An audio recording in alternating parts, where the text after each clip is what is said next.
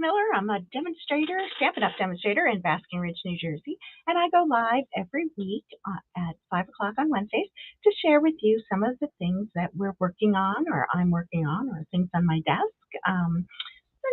Just to keep you involved in the Stampin' Up life.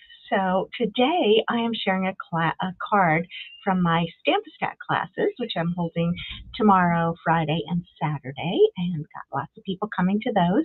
And I'm going to demonstrate how to make one of the cards, both for their benefit and for yours.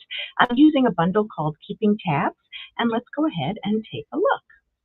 All right, so here's my desktop, and this is the bundle that I'm talking about. So this is the Keeping Tabs stamp set. Now, this stamp set has lots of different backgrounds and different ways to create tabs. Now, the idea is that, and I've got one here, that when you create the tab, you just fold it in half, and it becomes a tab for maybe a folder or some pages in a book, and it's really great for if you're a journaler or you do, the calendars that people do. So that is what it's created for, but it can do way more than that, and that's what we're going to show today. So you see it's got lots of great backgrounds. Oh dear, I was going to go get a stamp. I left a stamp in the other room, but that's okay. You'll get the idea of what it does. And I do want to note that there are two different ways to get this bundle. One way, the way that I got it, is with a die. And this die goes through your regular die cutting machine, but you can also get it as a punch, and it works the same way. You just punch it out in this shape instead of using the die cut. But I chose to get the die cut this time around. Not sure why, just I thought it might be a little easier for me from a storage perspective more than anything. So that is what the bundle looks like. So let's move over and get started on our card. Now, we might change it up a little bit, but this is the idea of the card.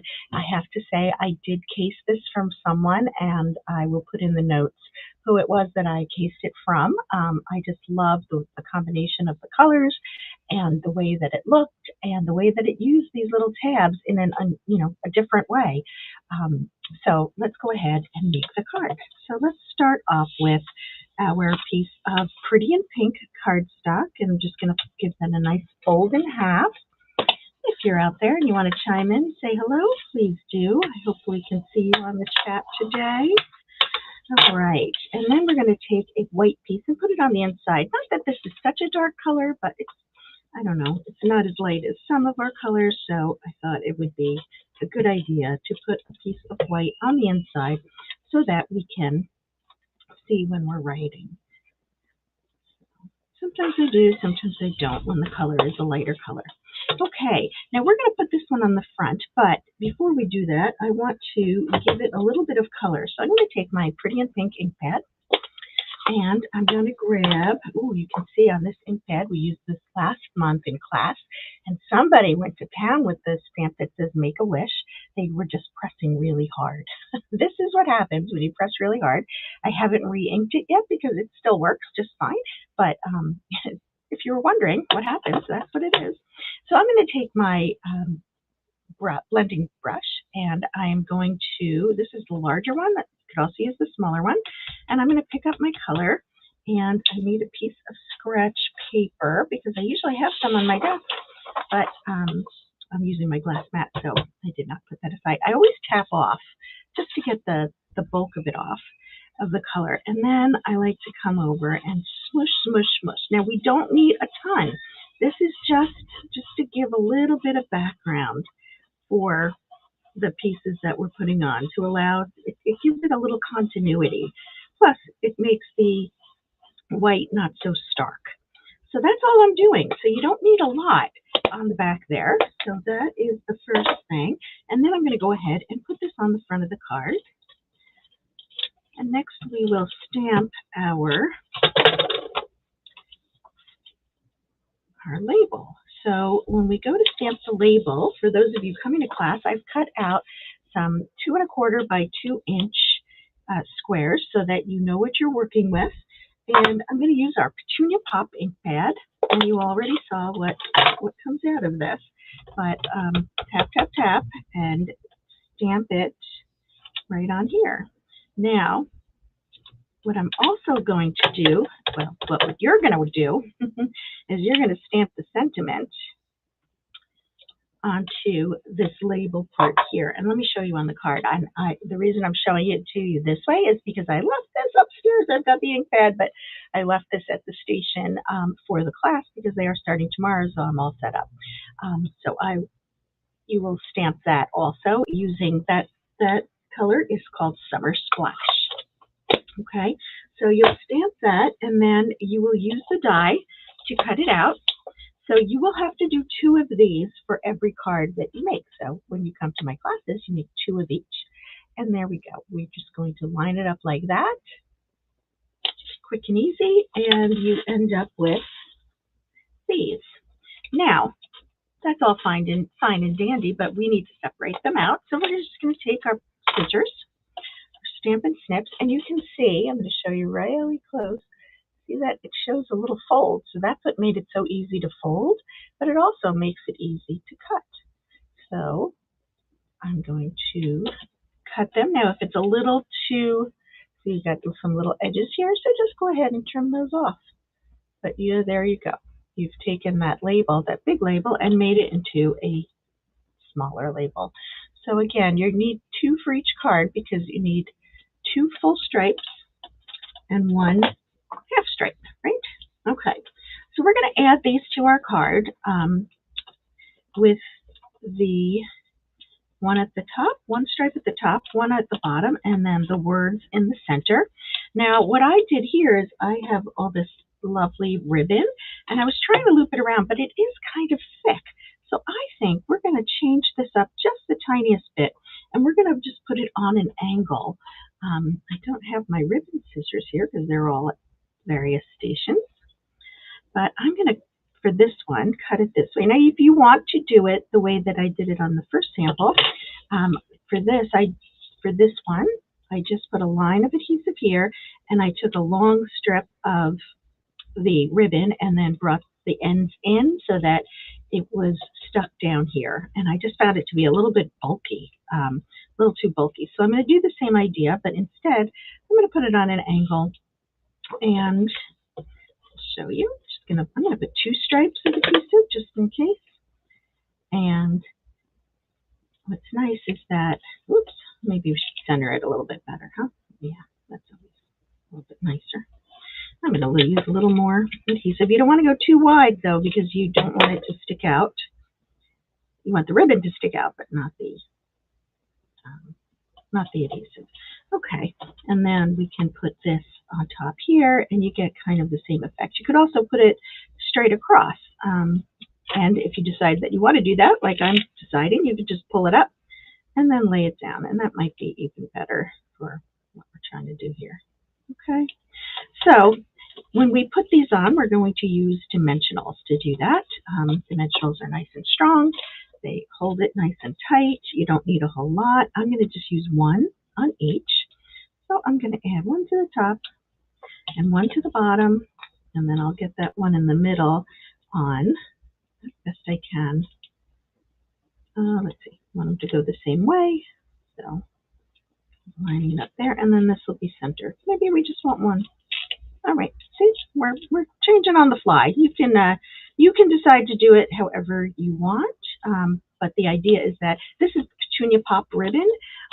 It's a really nice texture, and I'm going to put 2 dimensionals on here, and it ties really nicely, but it is a little bit thicker, so it's a little bulky. Now remember, you will have stamped your sentiment there before you glue it down, okay? So that's what it's going to end up looking like. And now for the fun part. I mean, flowers are always fun. So I took this is called the Petal Park Builder Punch. Ooh, don't say that 10 times fast. And it's been around for quite a while, but we tend to forget about it. But it's great when you need a bunch of flowers, and I wanted a bunch of flowers. So what I did is I cut some strips of cardstock to make it easier. And what you're going to do for each card is just put the strip in, and we want the smallest and the middle size flowers, and you're just going to line it up and make sure that you don't have any extra hanging out there. And so we're going to punch out those flowers, and you can punch as many as you like. I'll have lots of strips on the table for you to use. But again, we're going to punch this out. And then you can punch one more small one so that we have the total of, an odd number. I had considered just using 3, but nah, more flowers is always better. More when it comes to flowers is better. And, it's not like we don't have an unlimited supply, because as long as I've got cardstock, we've got it. And then for the leaves, we're going to do the same thing. We're going to use 5 leaves as well. And for this, I cut a slimmer piece of cardstock, and this again is the Summer Splash, and I'm going to punch 5 of these. So when you're making 2 cards, you're making 10. So it'll take you a minute. If you have trouble with the punch, you just let me know. I'll come over and do it. But as you can see, when you're just punching out part of it, it really punches pretty easily. When you're trying to do all the flowers at the same time, sometimes it can get a little difficult to punch, but when you're doing it this way, it's not so bad. So I'm just taking away my little scraps so that we can see what we're doing here. And now I'm just going to come in with my, I'm going to use a combination of wet glue and dimensionals. So I'm going from my sample, which I suggest that you do as well when you're here. I'm just going to clean up my tip here. I have so many bottles of these that, of course, they're all in the other room. We might have to, there we go, a little coming out there. So I'm going to take my little ones and tuck them under. We've got one here. And you can see that you can tuck it. You can also adjust it a little bit because we're using the wet glue. And I basically took this whole design exactly from the card from the person that I cased it from. It's very similar to what she had. And again, I will post that in the notes for this video so that we know who that was. I meant to have it in front of me, but again, got a lot going on over here. So, I'm still getting my flowers down, and I'm tucking some under, and I'm keeping some out. All right, there we go. And then this top one here, I used a dimensional on, so I'm going to go ahead and do that again. Grab a dimensional and then put it on the back. And for this one, I'm just going to have it hanging off over here. And then as for the leaves, I'm going to just use some glue, and this can hang off the edges of the card and tuck under the flowers, or in this case, go over a little bit of one of them, but under the others. This one over here, oops, getting too far down, sorry about that. We're going to tuck in some more. Drops a little close together. We're going to have to get another one. And these are going to overlap a little. So we've got that. So really easy. I know you're really loving watching me glue, but gluing is fun. Let's see, I'll put 2 down here. And I'm just trying to balance things out, just providing a little bit of flow to the card. And I'll put a little glue there. And as you can see, I'm doing it exactly the same way as I did on my original card. All right, now what I really wanted to do was to use some little pearls to put in the center of all of these flowers, but it got a little prohibitive because I prepped for 20 people, and they're each making 2, so it's 40 of each card, and if I needed 10 for each person, that's 200 pearls, and I didn't have enough. So long story short, I decided to go with our pearlized enamel effects. We use this occasionally. The only thing is that you need to let it dry, okay? And so you're going to just squeeze it gently until you get the size blob that you want, and it is a blob. And you'll just do, so the nice part about this is you can do as many or as few as you want. Now, one of the problems that I always have, if anybody has a suggestion on this, is sometimes I get like a little point, a little cowlick on it when I do it, when I pull it up. So if you let it release, you tend to get a little bit less of that, but it still usually will settle down. We don't really want to be touching it. You can see. I'm just kind of walking it down, and the bigger flowers, I'm trying to make a bigger pearl, if you will. But what's nice about this is part of the basics pack. So if you get this pack, I believe it comes with gold and silver and white, I think. I'm not even positive, but this is what you end up with. You get this card, and hopefully it's something that you would like to have in your little collection there. So there's lots of things that you can do with this particular bundle. And let's see. I highly recommend getting it. I think it's a great bundle to have. And for those of you coming to class, I wanted to talk about, actually, I'm going to flip back over. It's going to be easier to see. I have these little gift boxes for Valentine's Day. And this is actually a kit from Stampin' Up! That came out last month. I'm not sure if they're currently available. They were out for a little while, but let me just grab. I've got more to make because they do take a little while, but it's the Cherry Blossom Treat Boxes kit. So you can get these. They have 12 boxes inside, and they hold a fair amount of candy. So those of you coming to class are going to get these. And if you're not, you can always go and get your own kit and make your own. So that is all I had for today. And thank you so much for joining me. And if you come to class, I'll see you there. And if not, we'll see you the next time. Thanks so much. Bye-bye.